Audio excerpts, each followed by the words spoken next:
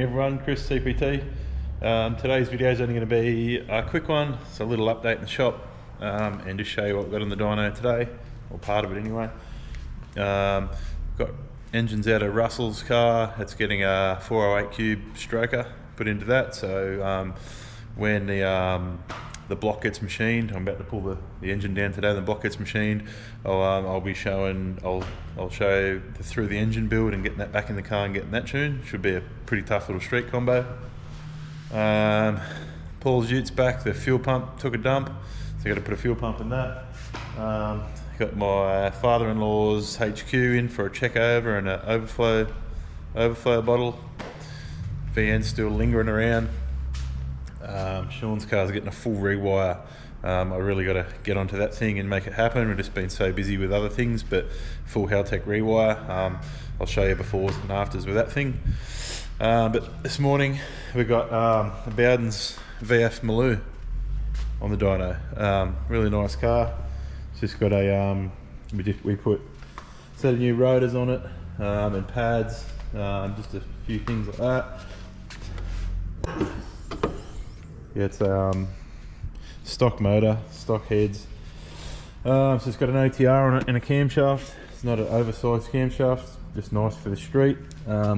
We put twin 3-inch Mantra exhaust system on it. It's got the HPC coated headers and all the good stuff. It's a really nice system. It's not too loud. It's got a really good note.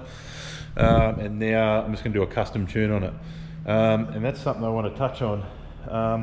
There is a possibility it could have been lean before, but I don't think so. I just ran it up on the dyno and it was really lean. I aborted the run. It was like 1380 running away to 14.0 at wide open throttle. I would assume that because we've put the exhaust system on it, it's more free-flowing exhaust system. It's going to make more power. Engine's going to become more efficient. It's going to need more fuel. There is a chance that someone previously tuned it that lean, but I highly doubt it. So it's a good thing. If you're going to change the exhaust system, like it only had a back half of the system on the car, if you're going to go and put twin 3s on it, you're going to need a retune. There was a few things in the ECU done different to the way we like to do things in regards to power enrichment and all that stuff and how it was tuned, so we've changed that to the way we like to do it. And I'm going to run that up now and do a few more runs. I've done some steady state stuff. I'm going to start with the power runs and I'll show you the video on that. It's not going to be a big video today, but just a quick little insight of what we got going on today. Just one more thing, even though a lot of people will say you really don't need to, even on something as mild as this, I still do spark plug reads. Main reason I do that, especially in these new ECUs, they've got burst knock, which is a calculated I suppose premonition of knock, and then there's like they've got the knock retardant, knock sensors and all that kind of thing. I still like to do it.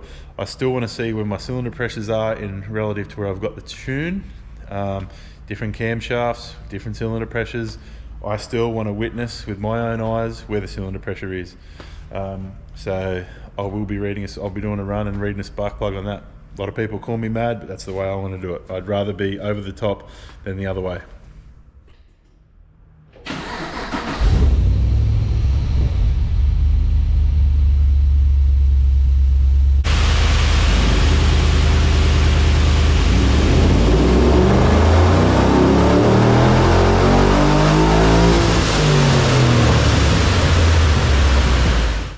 So we just done the fourth run.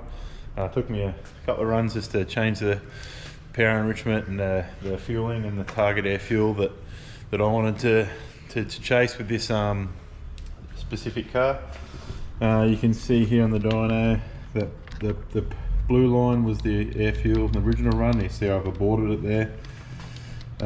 You know, like your 1370 air fuel there. That's pretty well where I got out of it. Way too lean in my opinion. I've decided to target a little bit richer air fuel than I normally would with an aspirated engine. I think I've got it back at like 1180. You can see the air fueling is pretty nice through there. There's a little bit of a 13.0 when the power enrichment first turns on.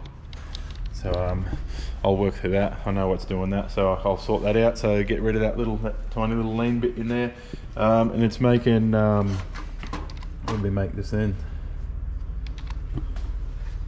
F504 horsepower to the hub. Before everyone gets their knickers in a knot, yes, it's a hub dyno. Yes, it reads a bit higher. The only reason it does that is you don't have any loss through the wheel and the tyre. So really it's probably about 480 horsepower, but obviously because this is the dyno we use, this is the dyno we go off. So 500 horsepower to the hub on this dyno for a cam only car with an exhaust system, it's pretty good going.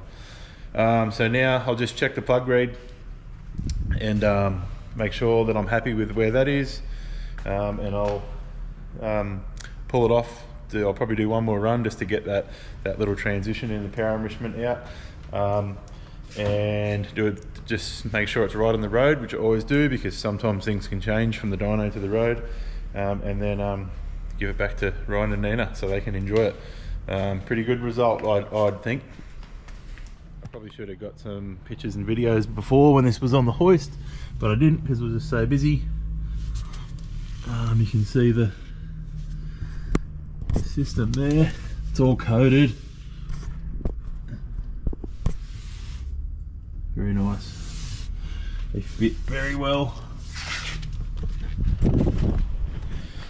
It's not too loud, so you go making a whole lot of noise on the street and getting in strife. Nice 4-in-1 pipes, ceramic coated headers, or HPC coated, whatever you want to call it.